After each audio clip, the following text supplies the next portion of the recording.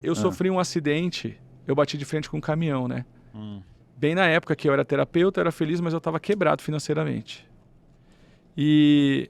Era um caminhão físico? Era um caminhão de verdade, um caminhão tipo 608, vermelho, assim, sabe? Tem o 608 e o 709, acho que é, né? Um pouquinho maior. Olha, Bruno, de caminhão eu não sei nada. Mas eu sei que eu tava voltando da casa da minha namorada, que é minha esposa hoje, e eu tava aqui na minha faixa, o caminhão foi ultrapassar, ele vinha vindo e na frente dele um caminhão daqueles de ferro velho entupido de papelão. E ele vinha bem embalado e eu bem devagar, graças a Deus. Eu não era de andar devagar na época. Hoje eu sou moderado, mas na época eu corria. Mas por Deus eu estava devagar, não estava nem 80. Ele olhou por aqui, por trás, sabe quando você vem rápido, você olha por aqui numa estrada com pouca gente? Ele olhou aqui, não viu, veio aqui. Quando ele viu, eu estava no ponto cego dele. Ele saiu. Ele saiu. Pum, bati de frente. Eu tive experiência de quase morte. Acho que é uma coisa que eu não falo, né? Eu tinha que estar aqui nesse ambiente. Eu tive aquela experiência de quase morte que o Fantástico, não, que o Globo Repórter falava. Por um tempo, bati de frente, foi a sensação mais terrível da minha vida. É assim, ó. É uma coisa assim. Cara, é uma coisa...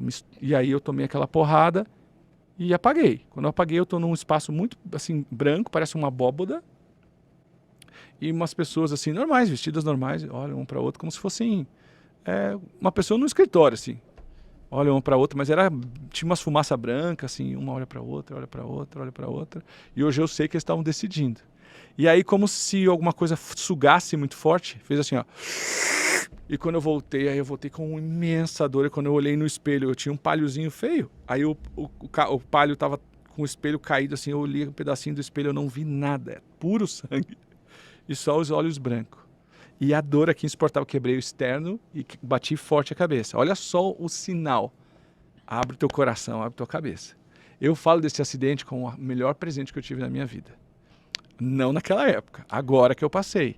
Porque aquilo me levou à humilhação financeira. A Patrícia e o marido dela me levaram para a casa deles para morar lá com eles. Eu morei de favor, 90 dias na casa deles.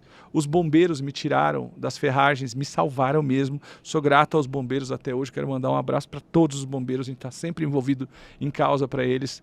E nos levaram, milagrosamente, eu não tive fortes sequelas, né, essas coisas assim. Só que quando eu voltei desse acidente, dessa loucura toda, eu estava muito mal, quebrado financeiramente. E acho que a primeira ou segunda semana que eu fui para minha casa de volta, eu escrevi o Decisões. Escrevi em 21 dias esse livro. Esse livro ele fala das decisões que você toma na sua vida. E a gente tem que pensar muito, porque a maior parte das decisões que a gente toma, vocês já pararam para pensar? Que se você toma uma decisão numa energia errada, numa mentalidade errada, você tem que se comprometer com o resultado da decisão, cara. E quanta coisa a gente tem na nossa vida que a gente ficou ter que arcar com o comprometimento da decisão que você tomou no momento que você não estava bem. Eu vou ficar mais leve aqui, uma decisão de parceria de negócio, que você tem que demorar, sei lá, tantos anos e tanto de grana para desfazer. E outras coisas, uma decisão que pode levar alguém a uma doença, uma morte. Então, as decisões são coisas da alma. Nós temos no nosso espírito capacidade de decidir o tempo inteiro o que é melhor para nós. Então esse livro ensina a se conectar com as decisões. Se conectar com as decisões que nos levam para a missão de vida, para a missão da alma, para o propósito da nossa existência. E curiosamente esse livro, a primeira edição, ele era horrível de feio, mas já era bom. Esse foi bom desde o começo, mas ele era horrível de feio. E a gente, desse tamanho, ninguém conhecia a gente vendeu a primeira edição em 3 meses, né, Paty? 90 vendeu, todo mundo queria esse livro. Quantos livros são uma edição? Foram 2000, naquela 2000, né? Mas era muito 2000. Livro. Hoje a gente, às vezes, vende 2000 livros numa aula, talvez, numa aula de lançamento, até mais. E eu lembro que o Fita Energética, quando a gente lançou, a gente vendeu 600 num ano. Pagava para vender os livros, né? Então esse foi o segundo livro. E esse segundo livro foi nesse frenesi de um processo espiritual que eu estava depois do acidente. E antes de vir as contas, né? Porque 3 meses depois do acidente me geraram 3 anos de dívida. E vocês acreditam que acho que a maior dor que eu senti na vida, a parte presenciou isso, ela PH, foi a dor financeira. Porque eu tinha um carro, aí a seguradora não me pagou. Simplesmente teve uma treta que eu fui ganhar na justiça 10 anos depois. E foi a pior fase da minha vida, foi porque eu estava humilhado financeiramente.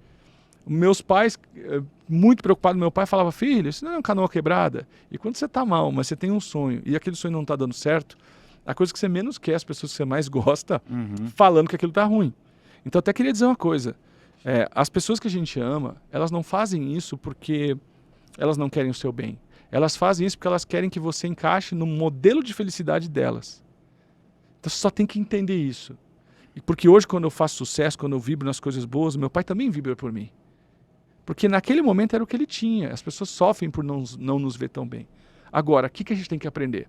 O dia que a gente aprender a superar o olhar decepcionado das pessoas que a gente mais ama, pelo caminho que a gente tomou, repito, o olhar decepcionado das pessoas que a gente mais ama, pelo caminho que a gente tomou, e o dia que a gente olhar isso e aguentar, nesse dia a gente está pronto para qualquer coisa. A gente tem que aprender a ser rejeitado. A gente tem que aprender, porque Deus nos colocou aqui no mundo maravilhoso, Ele não nos rejeitou. A gente acredita na rejeição dos homens, que curioso. E a gente não entende que Deus nos pôs num planeta maravilhoso.